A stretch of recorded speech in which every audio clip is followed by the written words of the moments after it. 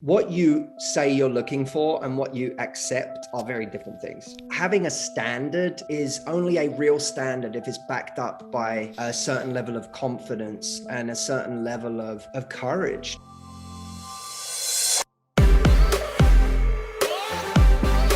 What's up, everybody? Welcome back to Couple Things with Shawn and Andrew, a podcast all about couples and the things they go through. And today we have the one and only couple guru, Mathew Hussey. That's right. Mathew is the genius behind the #1 YouTube channel for dating advice. He's also written a New York Times best-selling book called Get the Guy. This guy just lives, talks, and breathes dating. His YouTube channel has been viewed over 330 million times. His weekly videos reach 8 million followers, and he has a newsletter with 2 million readers daily. On top of that, he has his own radio show, Love Life with Mathew Hussey. That's right. And I think he's pretty much considered like the #1 dating coach. Yeah. Out there. Yeah, or expert, whichever you want to go with. I do think my favorite thing about this interview, though, is that he constantly kept saying, or like continually said, he's constantly learning and updating his advice, which I think is really cool. Yeah, and he was highly requested from you all, so thank you for introducing us to Mathew. It was fun to go through and hear his thoughts on dating. We had an interesting conversation with what his goal is, though, with all of his dating advice. Is it to push people towards marriage or what? And he has an interesting response. And we had an interesting conversation about his love life. Oh my gosh. I know. I hope we're able to share that. Me too. Anyway, we'll link more information about Mathew and what he's up to down below. He has courses, he has trainings, and he has all of his content he puts out. It's all great. Check it out. The comment of the week, babe, is from the red, yellow, or green flags episode. And you know what? It comes from Darcy, who says, I think the person judging someone on if they have a headboard or not could be a red flag. Yes. Darcy, I completely agree. But I don't want to just say that without having the person who submitted that red flag for sure be able to give defense. Anyway, that was a fun episode. So thank you for your comments. We're going to continue doing comment of the week because we love all of your opinions. So keep them up. And before we jump into it, please subscribe to the episode. Give it a rating on whatever platform you're listening on. Without further ado, we bring you Mathew Hussey. Mathew, thank you so much for joining us. I just want to start off here, clear the air, because we've had a lot of people ask, are you dating somebody? Does this guy have a girlfriend? Because we've had more girls ask about you and how they can get in contact than maybe I've ever been asked before. There's a lot of assumptions made about me in one direction or the other. I heard someone commented on my Instagram the other day saying, you're the single friend giving all their friends advice. And I was like, what makes you think I'm single? Like people just, whatever story they want, they put on me. But no, I'm actually in a relationship. Wow. Yeah. Dang. Congratulations. Thank you. You just broke a lot of hearts, but yeah, congrats. Congrats. I'm curious, you being the #1 dating advice coach. In the world. In the world. #1 in the world. That's what it says. Is it tough to live up to that pressure? Because I can't imagine, you always got to be the suave guy to a certain extent, It's bloody impossible, Andrew. Yeah. Yeah. It's impossible. But I don't know what #1 really means. I mean, I have, everyone's the #1 something. We all make big claims for ourselves. I look at it like I'm just, I've been around doing this for quite a while now, a kind of unnerving amount of time. I've been coaching people for 15 years and I started this company, I think around 14 years ago. And I became known for helping women in their love lives. But, before that, I was actually working with guys. A lot of people don't know that. I was working exclusively with men for a couple of 2-3 years. Then ended up working with women and didn't have time to do both. So then I ended up working with women. And now, literally millions of people later, it's kind of ended up a bit of both, mostly women, but actually we still have a large male following too, and a large gay following. And it's just really turned into something much more universal, which is really fun. And I still make a ton of ridiculous mistakes. And, it's just harder when I make mistakes because I shape shame myself for them sometimes. I'll do something I know better. I know I shouldn't do that. I know that was a stupid thing to say. I know I handled that argument really badly. And then I have to sort of show myself some compassion, because otherwise I beat myself up to no end. Oh, wait, you're talking about in your dating relationship right now? Of course. Yeah. Oh, man. Oh, yeah, that's true. Because I could plead ignorance. Like, hey, I'm just figuring it out on the fly, but you kind of are coming from the experts. I'm an athlete. Yeah, exactly, dude. It's a great excuse. No, don't give him that. Don't give him that. He doesn't need more. That's funny. Yeah, no, I'm supposed to know better, but I still, but I correct course quite quickly, and I'm good at looking at myself. I'm very, I like. Yeah, we know you're good looking, Matthew. You didn't need to say it yourself, okay? We get it, dude. All right, jeez.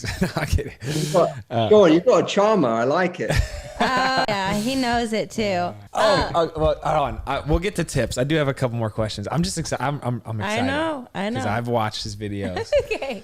But I do have to say, in full disclosure, Matthew, I have zero game. So the fact that I am sitting next to the woman of my dreams is strictly due to my sense of humor. As you can tell, it's very strong. I'm kidding. I'm kidding. I'm done. I don't know why I'm talking so much. Is that true? Is that really true that he's got no game? Because it's hard. I feel like he had some game. It was really rough at the beginning. I'm not gonna lie. I felt like when we first started dating, I lived in LA at the time, and I had been on dates with guys who felt like they were reading from a book. They were following the instructions. They were trying to say the right things. They were doing the right things. Lewis. But what? No, go ahead. I'm kidding. No, never. It all felt like it was a game. It all felt like it was contrived and like they were trying to make the impression. And then Andrew comes along and was so rough around the edges. I was like, is this guy for real? You said there's no way this is a practice routine. Exactly. But it was just such a adorable mess that it was just, I just fell in love with it. Yeah. Well, he came off as very authentic. Very, and he was so unapologetically himself, and he wasn't trying to play a game, and he wasn't trying to put on a facade of any sort. He was just kind of like, this is me. And it was just adorable. And I was like, this guy. Was that the thing that attracted you? The sort of the authenticity, the sincerity of it, or was it something else? I think for me, it was the authenticity and sincerity, because I felt like at the time I was living in a world of perfection where everybody just tried to be so perfect. And I feel like we still do, that it takes such a long time for you to truly get to know someone, because people try to impress you and be something else until it wears off and they can't, fake it anymore. And Andrew just came in and you could tell it was just him. And I was just like, this is really refreshing. And I loved it. Thanks, babe. What was it? I'm just curious. What was it for you, Andrew, in reverse? The first time I saw Shawn smile, Shawn was like doing Dancing with the Stars. She was like living this Hollywood lifestyle. And we first met, and she you could tell she was this sweet girl, but I don't know. She just wasn't as happy as you would expect, or bubbly. I had a lot of walls up at the time. But then she cracked a single smile, and I was like, I'm gonna get a second smile. My goal is now to get a third smile. And I just kept going down this road. And the more smiles I unlocked, I feel like the more I understood who she was, at her essence. And it was interesting, not to get in the weeds of our relationship, but dating Shawn, who had been in the public eye, and had so many layers of hurt and expectations, and people only talking to her about, when Shawn has conversations, it's about gymnastics or Dancing with the Stars. Those are the only two questions. And so it was almost this adventure to try to figure out who she was, at her core. So is there one of you that's more gushy or forward or romantic, or are you both sort of similar in that respect? I'm definitely more forward. Yeah. Definitely. Yeah. He wrote me a poem on our first date, which was, again, I was like, this guy is out of a movie or something. It was adorable. So I want to transition to tips, and you actually brought up something interesting. You asked Shawn, was she attractive to the authenticity? Do you find that there are certain qualities that everybody's attracted to? And certainly we're each attracted to different things. Maybe I'm more attracted to humor than another person who might be attracted to like ambition more. But like, are there certain underlying qualities that are good to resonate with? That's a great question. It's actually a wow. Sorry. Is it 8 p.m. over there? Is it midnight? This guy. That happens on the hour, everywhere in London. No, it's 11 past the hour. I'm confused. No, it's literally someone at my door. There's a doorbell. It's like Mr. Rogers' neighborhood over here. The I'm double very doorbell. impatient. That's hilarious. Yeah. It's either one very impatient person or two people in a row in a very short time. What are you doing here? I don't know. It is a great question whether there are things that are universally attractive. I think certain things are more important to some people than others. So I think kindness is universally important, but kindness is more important to people who are in one stage of development than another. Mm-hmm. When you talk to someone who's 22, kindness, this is no judgment on 22-year-olds. Some of them may have really amazing value systems, but it may not be the most important thing to someone at that age. It might be that the person is hot, that the person has this cool career, or that the person is super creative because they're looking for something that's fun and exhilarating. And not that those things at a certain age cease to matter to us. It's just that some things come to matter more. Kindness comes to matter more to people when they realize what happens in a relationship where there's an absence of kindness. So I think teamwork is sort of universally attractive to a person who's ready for a relationship. I think that emotional intelligence is universally important to a person who is emotionally intelligent and is looking for that.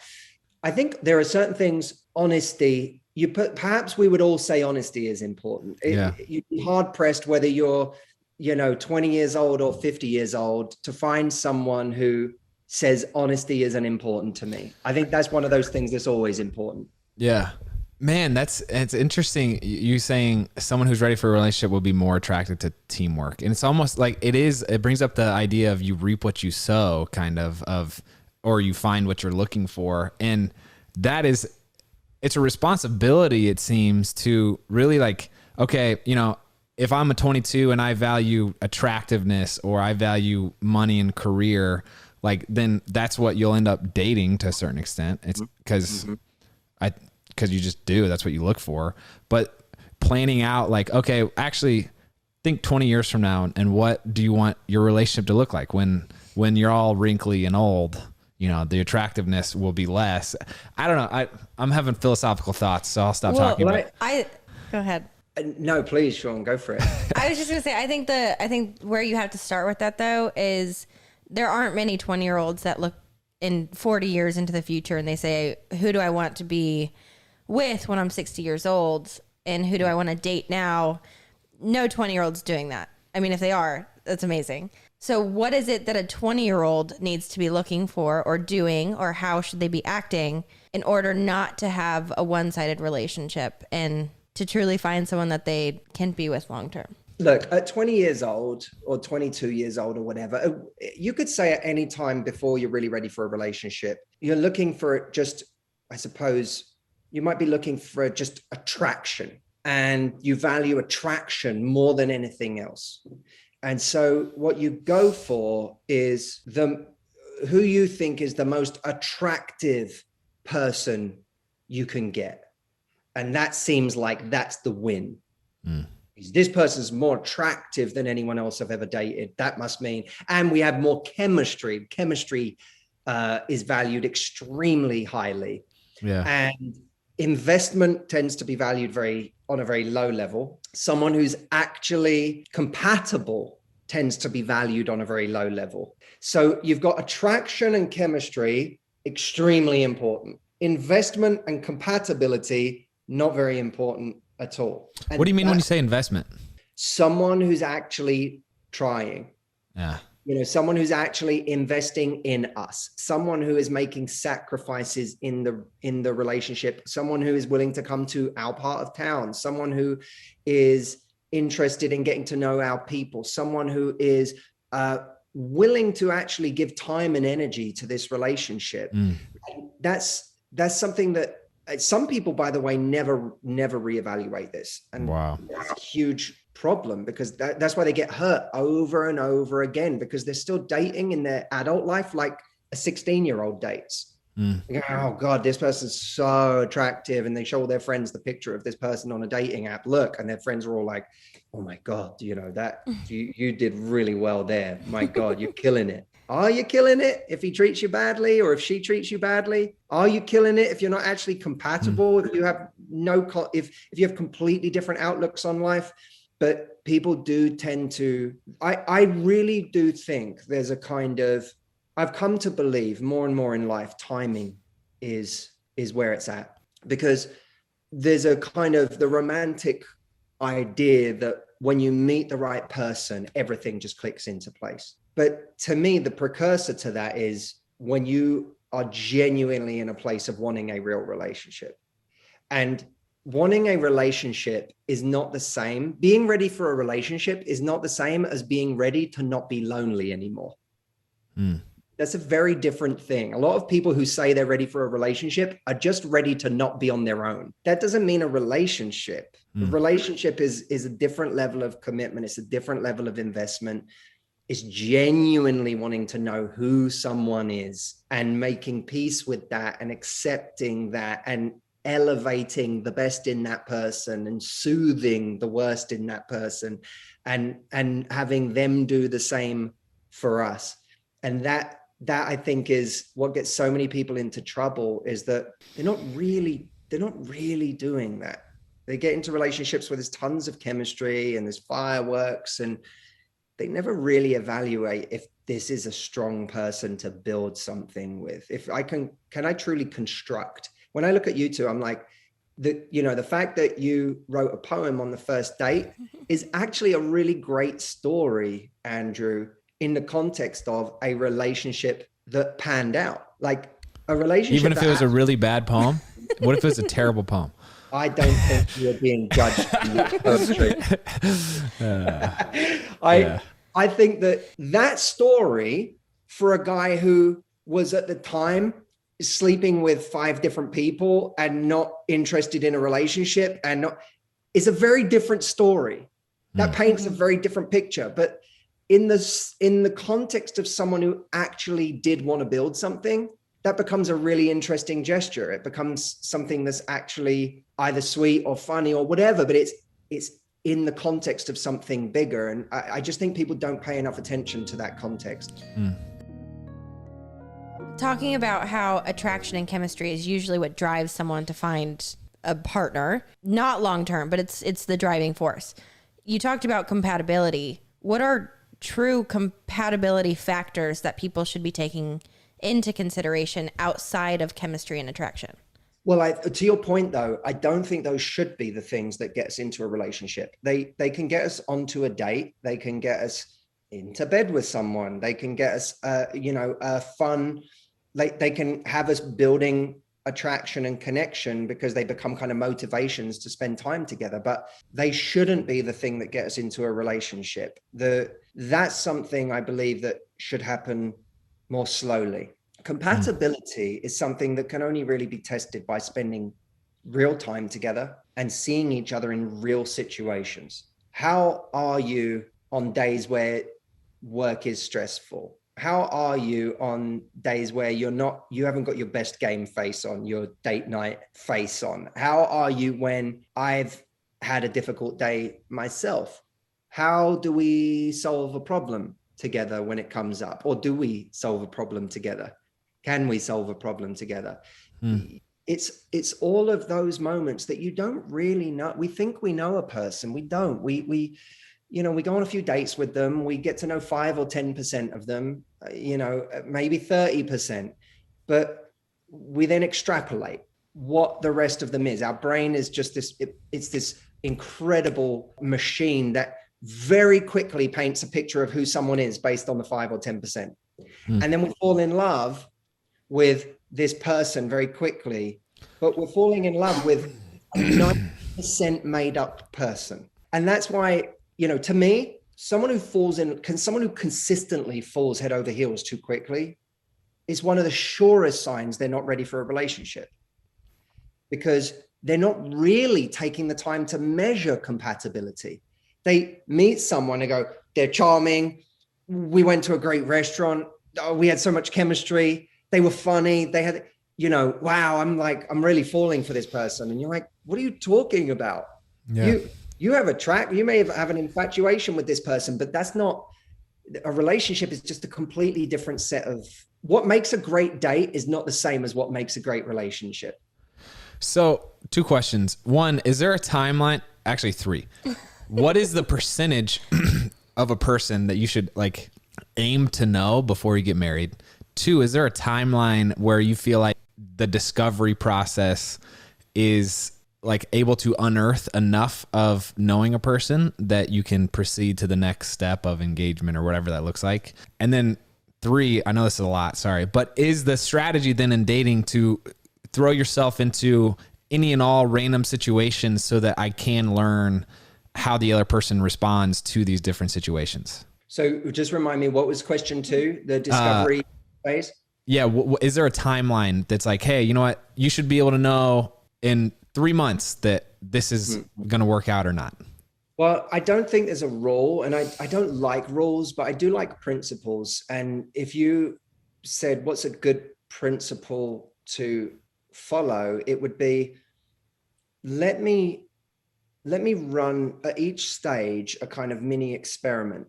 Someone recently said to me, me and this guy were really in love, but he still lives, right through COVID, he's been living at home with his mom. And I'm a bit worried that if we move in together, because we can't both afford our own place, if we move in together to share the rent, I don't know what he's like on his own yet, or whether I don't know if he's spoiled by his mom and he's, going to rely on me to do everything around the house. I don't know if he's going to be a genuine teammate in that situation. Yeah.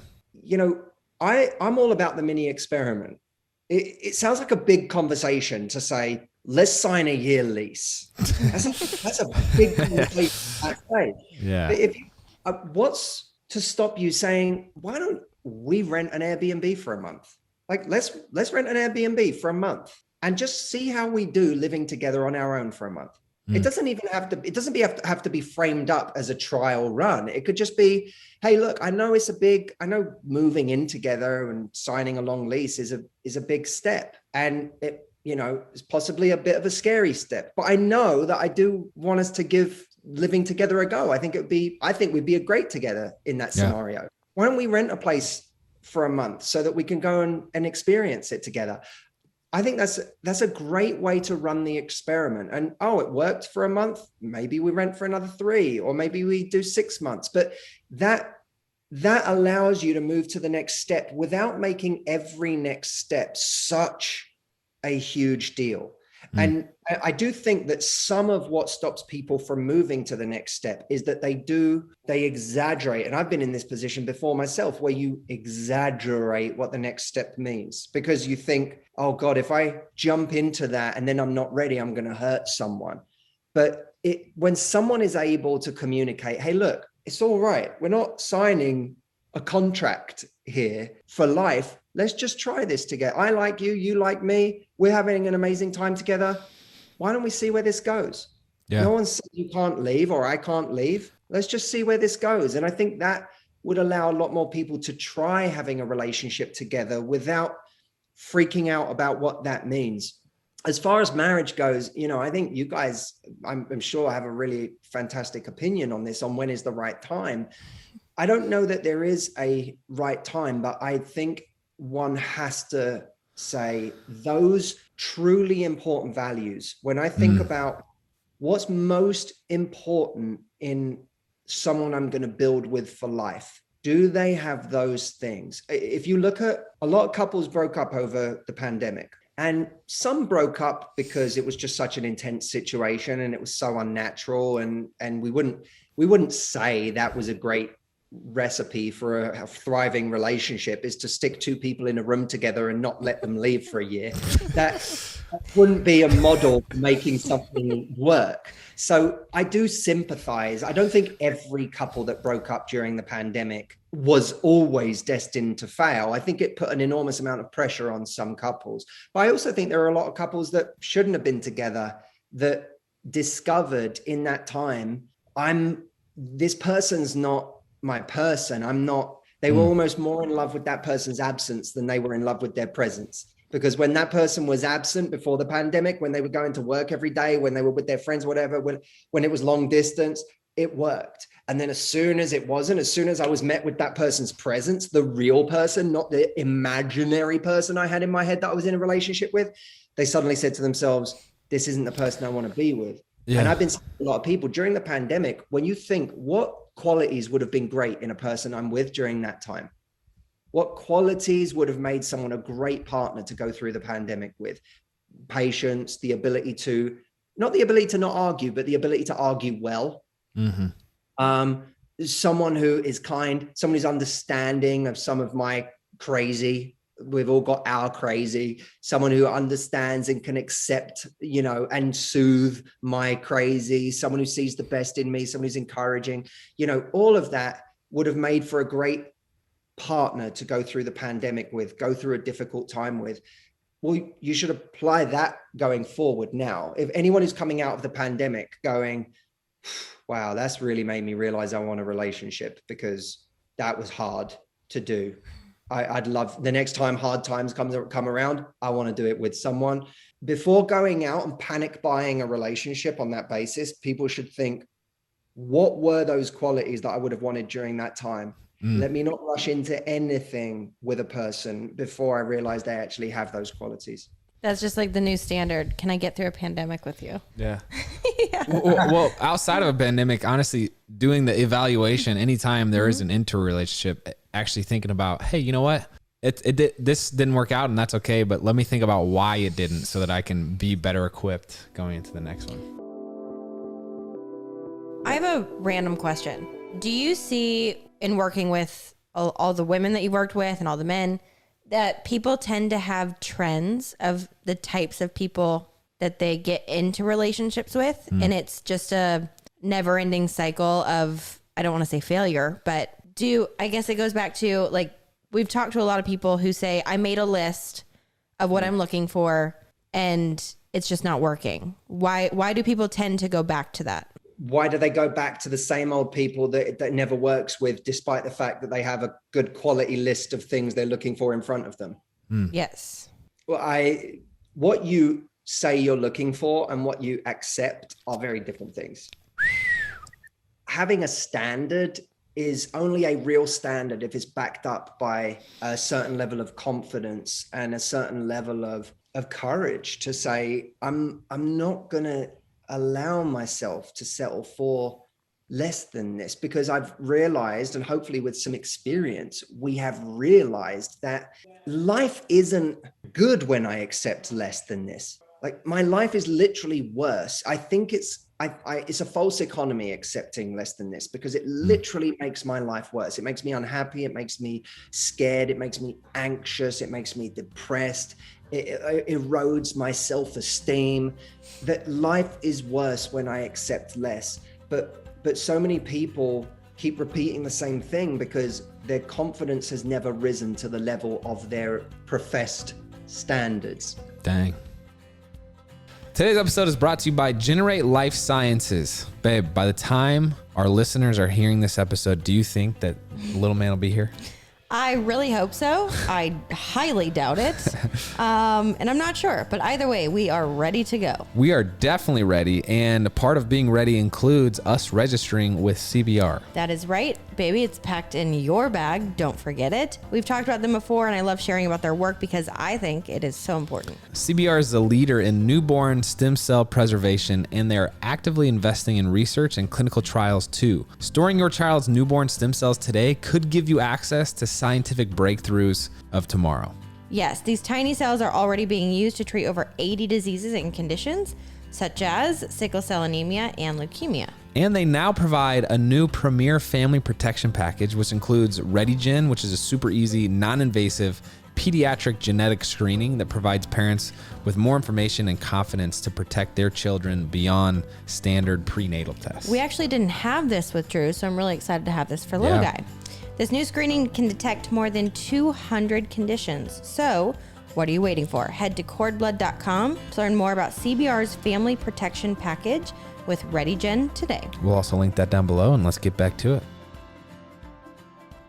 This is good. I know you do life coaching as well, and I think dating and life, improvement kind of go hand in hand to a certain extent, because the confidence is so key when you're going, like, dude, I shot my shot with this girl. I felt, and had I not had the confidence, then we wouldn't be here or have started our dating journey. So, yeah. And here's the crazy part. Even when you get the girl or get the guy, you're not in the clear as far as your confidence at that point. Lack of confidence will haunt you at every juncture in life, because even if you stepped out of yourself bravely and you got a great person and now you're in a relationship, you still, if you truly don't feel confident in yourself and your life and what you bring to the table and what you've created, then you now just live in fear. You're just afraid that you're going to lose that person. You're just afraid that you're not good enough for that person. You're just afraid that that person is going to leave you for somebody else, because they're going to wake up to the fact that I never deserved them in the first place, and they're going to see someone better looking than me, or they're going to see someone funnier than me, or more successful, or more whatever, and they're going to leave me for that person. That lack of confidence plagues us every step of the way. And it's one of the things, people sometimes take my programs and they'll come to me and they'll say, I took your program. I've got one called Attraction to Commitment. And it's literally a program that's designed to show you how to get out of something casual and into something serious. And there'll be people who say, I did the program, it worked. And finally, I get to say, with thanks, Mathew, that I can unsubscribe to your advice now because I have the guy. And I'm like, that's not my message. This is now like, this is where your confidence really gets put to work. It's a start line. Yeah. Yeah. Because it's those demons can creep in at any moment. And the irony of our love lives is that there's certainly a competence, as there is with anything, right? There's a competence aspect to any skill in life, whether it's gymnastics or American football or public speaking or a relationship. There is actually a competence factor that's actually weirdly often overlooked in our life. Whenever someone says, it's just about being yourself, I'm like, whoa. Like, yes, of course it's about being yourself or being the best version of yourself, but there's a competence aspect to this. You learn certain things in your early relationships. You learn, oh, wow, I said something there that really hurt that person. Yeah. You feel so terrible for having, in a moment of weakness, in a moment of fear, in a moment of anger, said something you couldn't take back that repeated on you in that relationship. Months or even years later, that person remembered it and it still haunted them. Having that experience breeds a kind of competence, because you say to yourself, oh, I'm never doing that again. If you ever get into another relationship after that, there's a little piece of you that goes, I know how damaging words can be and how hard they are to take back. And so even when I'm tempted to say that really nasty thing, I'm going to be more careful about what I say. That's not confidence, that's competence. So there's a competence aspect. But the irony about our love lives is that so much of what makes them great has nothing to do with your love life. It has to do with how much of a big, rich, beautiful life you live. That means if the person that you're dating never has a gun to your head that's loaded by your scarcity, your insecurity, that if you leave me, I'll have nothing. When you know that you have a big life to walk back into, or that you're already in any moment, then someone leaving is painful, but it's not a death to your confidence, your soul, your identity, your life. Mathew, is the goal of all your dating courses and programs and advice marriage? Because we're big fans of a book called The Meaning of Marriage, and he talks about the value of having a contract in the relationship, because, you know, you're talking about the percentage of the person that you get to know. And this author makes the argument that without that legal contract, you don't have the, you know, stick-to-itiveness factor, I guess, to actually get to know the last 10%. And the contract keeps you in the game so that you can unearth all of a person. So what are your thoughts on that? Had you been speaking to me even 5 years ago, I think I might have had a very different answer on this. I'm a little bit of a contrarian by nature. I'm definitely a skeptic. I always want to question everything. And there was definitely a time in my life where I looked at marriage through the lens of, well, I'm not a big fan of authority. So the idea of anyone getting involved in my personal relationship and holding me to it, and, you know, that the idea of involving the state in some way in my relationship was something that I was allergic to. And then I also said, well, why do I need a piece of paper to tell me how much I love someone or how much someone loves me? It's kind of like when I first got to LA, I had an agent, and I remember that agent saying to me, listen, we don't need a contract, because at any point, if one of us isn't winning anymore out of this, we'll leave. As long as we're both winning, we'll stay. And I thought, well, that's pretty fair. I've changed my mind to some extent on that in relation to marriage, not in the sense that I think everyone should get married. And it's certainly not the goal of my work. I always say I'm as excited by the people that come up to me and tell me they broke up with someone because of me, as I am about the people that tell me they're in a relationship now because of me.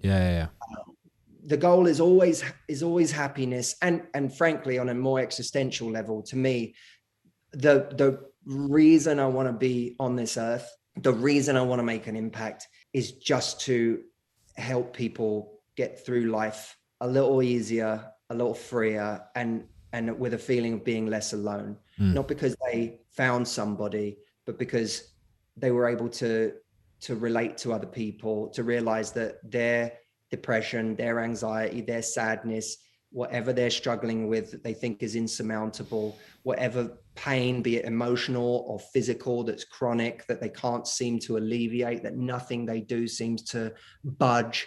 To me, I always want to save those lives. I want to remind people that you're in good. If you're suffering in life, if you are having a hard go of it, you're in wonderful company. So I want to make people feel less alone more than anything in this world. In terms of marriage, I look at that as I increasingly agree with the argument that you put forward, that I said, look, I got a friend of mine who's an older gentleman. He's an atheist. He's intensely logical. I wouldn't say he's overly romantic. He's married. And I said to him, you don't strike me as the person that's like, you're married. Why did you do it? And he said to me, it does just feel a bit different after that. He said it's not that it gets easier necessarily, or he said it's just there's something that feels different. You have a different level of security. And that breeds, you sort of relax a little more because of that. And, you know, arguments that you would have had pre-marriage that might have made you go, do I really want this? He said, after marriage, you say to you don't question it in the same way, because you say, I'm in it. And I think that idea that gentleman put forward, that the difficulty of exiting that situation makes you put in that extra effort to fix what needs to be fixed in a way that you might not otherwise. It's a bit like a company making refunds more difficult. You're more likely to send a product back. If you tell me I've got to package it in its original box and write a letter and tell you why I don't want it, and then mail it back to the other side of the country and whatever, I'm just gonna, you know what, I'll keep the hairdryer. That was incredible, but I have a very serious question to ask, which is, are there any pickup lines that work? Well, yes. Yes, there are. And I think that the simpler, the better. because the less simple they are, the more likely they are to feel contrived. You know, when someone, it's a bit like texting. You don't want to send texts that are too clever, because when they're too clever, it's like I've had people before send me like texts or messages that are so sort of thought out and overly clever and overly witty, and you just think, how long did you spend thinking about it? You know, you've given away your insecurity in the message itself. And I think it's true of pickup lines. So I always think the simpler, the better. Almost the quicker that you can just say hello in a way that doesn't telegraph you've been thinking of coming over to them for the last 3 hours, the better, because that's what you don't want. Because that communicates too much. If I've been thinking for hours, how am I going to come over to you? I've already made you something you're not. And people can sense that. They can sense if you've made it this difficult to come over to me, you're already projecting. It's already not about me. It's about some version you have in your head. It's because I'm good looking and I'm used to people turning that into some big projection of who I am. And you've already made too much of it. You've betrayed your own value in the difficulty that you've assigned to coming up to me. And that's why the quicker, the more offhand it is, the quicker you see someone that you want to talk to, and you could just get close to them and look across the bar and say, hey, how are you? The more quicker you can do that, the quicker you can put yourself on someone's radar, give a green light to whatever can come next, and not over telegraph how much you care about this situation, which doesn't make sense in the context of someone who, for all you know, could be an absolute bloody nightmare. And people should also recognize that this is kind of a cool lesson for human dynamics anyway, that is really valuable for business, for relationships, for the person you just meet. If you imagine that, or let's say person A and person B. Person A says something to person B. That's action 1, let's call it. Person B has a reaction. That's action 2. The most important part of this interaction hasn't happened yet. When we think of first impressions, we take that too literally. We think a first impression is the first thing I say, but encompassed in the first impression is not just action 1, which is, let's say, the first thing I say to someone, and it's not action 2, which is the first response they have. It's action 3, which is the response I have to your response. When I'm on stage, on tour, I get on stage, 1,500 people in the room, and I say something. That's me throwing the first shot. That's action 1. Action 2 is the reaction to me. Now, let's say that the reaction to me is someone stands up in the middle of a crowded theater and disagrees with something I said. You know what, Matt? I just thought about what you said, and it's totally wrong. That's action 2. The most important part of this hasn't happened yet. The most important part of what's going on right now is in my hands, and it's how I react to this heckle, to this criticism. That is where all my power comes from. When I go on stage, I'm hoping someone in the audience disagrees with me, because in that moment, I get to win over the entire audience, because the entire audience sees me get disagreed with. They then get to see me know my subject better than they ever imagined I did. Now I have true power in that room. But that was the third action, not the first. Now, to bring it back to what you said, Shawn, the pickup line gets overvalued because we overvalue action 1. Actually, we should almost think nothing of action 1. Action 1 can just be, hey, how's it going? What are you drinking? That looks cool. Whatever. Deep. That's just action 1. The reaction is what you get back, and your reaction to their reaction, which is action 3, is actually the most important part in creating the impression. You got me thinking about improv and how, like, you know, we have several comic friends, and, you know, they have a premeditated line that they'll say to the audience. He doesn't really know what they're going to respond to next, but it's that as you're saying, the third step where it's completely raw, that it's not premeditated at all. It's just based off of whatever he just was teed up with, that you kind of see the talent of their comedy, or, you know, in this spot or this scenario, like, what is this person about and how can they, That is so true, Andrew. And that is where we come. That's like where we earn our money. That's where we, in every walk of life, by the way, like, that's when you realize someone's truly great, is someone said something and boom, they come back with the thing when you go, oh my God, they're quick. Or someone in a relationship, you have, what's the strength of a relationship? I may say something that upsets my girlfriend. I'm like, I'm an idiot. I should never have said that. Now she has a reaction to me, and she's now on a certain way. Like, she reacts and gives me something back. Now, our ability to do action 3, and in this case, me, because I'm the one who screwed up. My ability to react to the argument in a productive way shows my ability to have a relationship. It's not my ability to never argue. It's how do I make sense of this argument? How do I turn it around? With great leaders in a company, there's always going to be a moment where something's happened, it's upset your employees, or it's you know, something didn't go to plan. The action got a reaction you never thought it would. It's how you react to that, and the meeting you call with your employees to say, hey guys, listen, this is what happened, and it was a big mistake, and I'm going to clear it up. You know, that's when all your employees go, oh, I can hang with this person in this company because I've got an honest leader on my hands.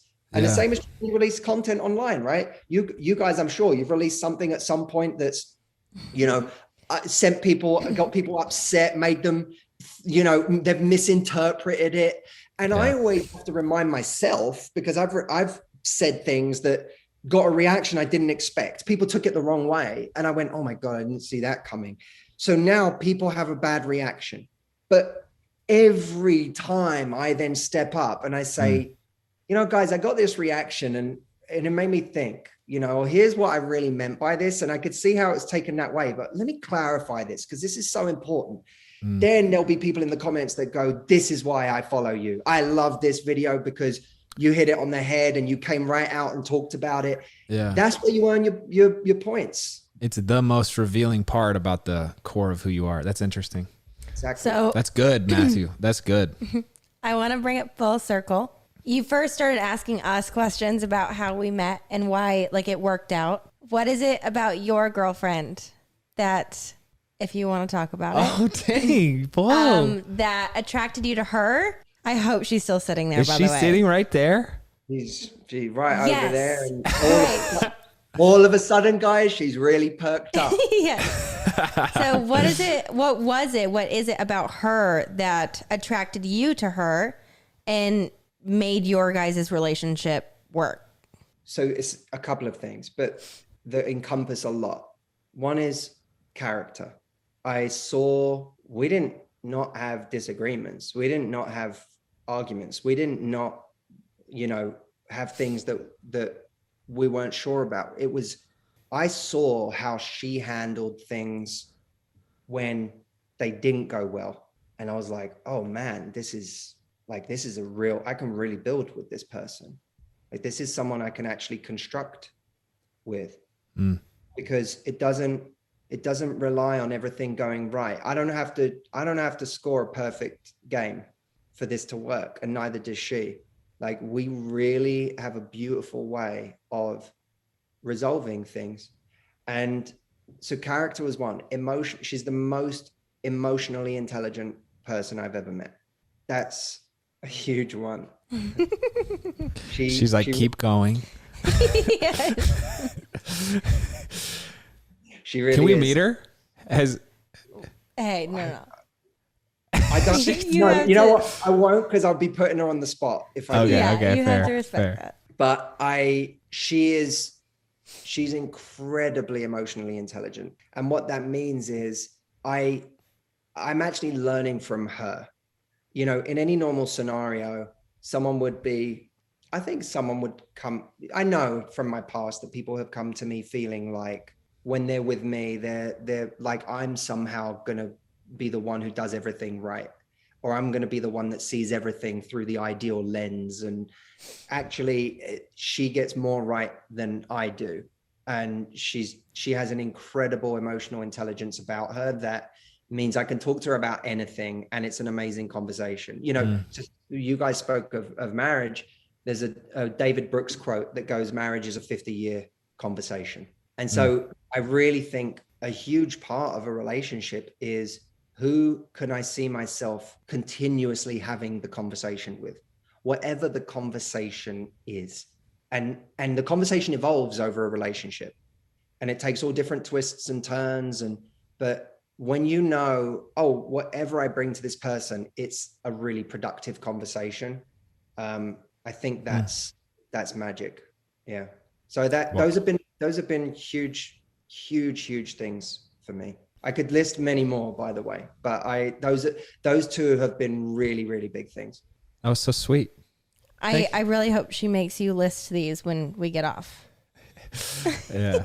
Shawn, she makes me list these at least once. Yes. Good for her. Yes. I'm not telling her anything she doesn't know. Okay, good. I gotta say, we're big fans of what you do, because we're big fans of marriage, and the whole point of our show is we don't give advice. We're not as smart as you or thoughtful. We just try to share stories. But we're huge fans of marriage, and we think, you know, our relationship has been such a key part of our life, obviously. But when we hear people talk about, you know, life and self-improvement or improving your life, it's like marriage and our relationship, to me, has been the biggest and best tool of doing that. And so the fact that you help people on that journey, I think, is incredibly impactful. So is there anything coming up that you're excited about? I know you have. Go ahead. Firstly, thank you for that. That means the world to me. And I don't want you guys to do yourselves a disservice in what you do, because the vulnerability that you bring forward and the curiosity that you bring forward, I really hope I never come across like I have all the answers, because I truly don't. I'm working this out as I go. I'm reevaluating. I sometimes see old videos of mine and I'm like, I don't agree with that one anymore. And, and it's hard for me. It's hard for me to have put out lots of opinions and to be getting older and hopefully a bit wiser all the time, and to be looking at them in retrospect and going, some of them are really good, and others was an idiot 24-year-old or someone who didn't know what he was talking about at the time. And so I really do. I come to it with real curiosity. I come to you guys with curiosity. I come to you guys to learn. I'm not married. You've done something I haven't. I want to know about that. That to me, you're having a family. That's a stage of my life I haven't reached yet.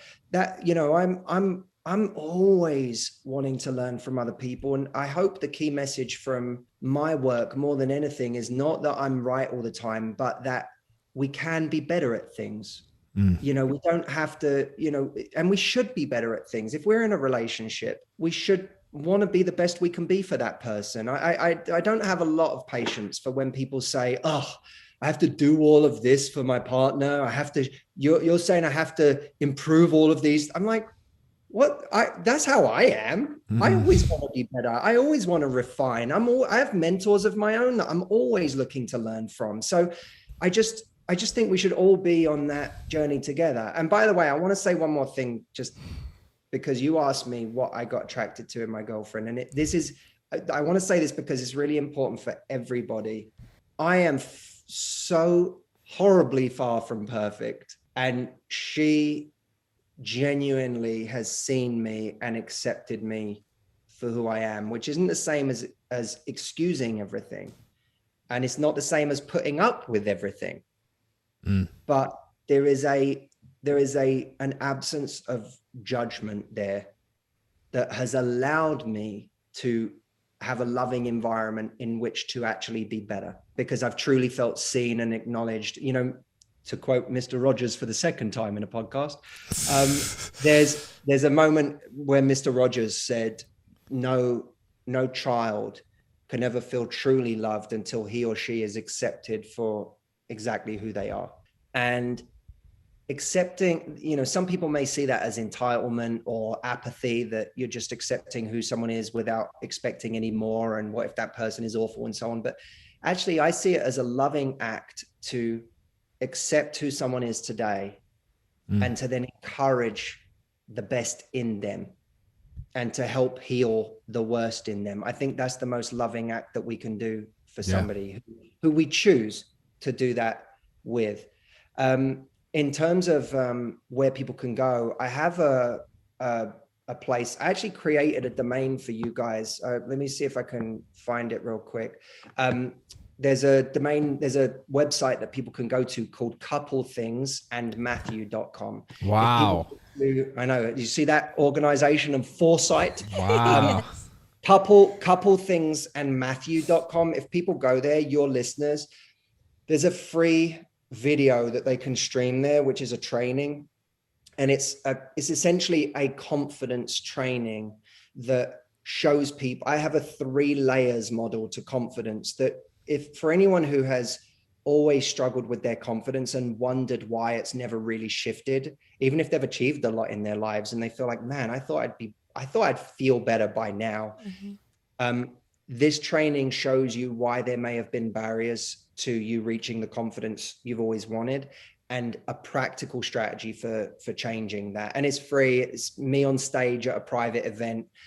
So you won't find it on YouTube anywhere, but it's a cool video, and people can find that at couplethingsandmatthew.com. Wow. I love that. Well, we'll have to do a part 2 because we could talk for hours, I feel like. I have a lot that I have to think about now. So thank you for that. And thank you for all the good content you put out in the world and all the help that you give people. Mathew, is truly a pleasure. We'll link your YouTube channel, and the Couple Things in Mathew as well will be down in the description. But it was a pleasure meeting you. Thank you for having me, guys. It was a pleasure for me too. Thank you.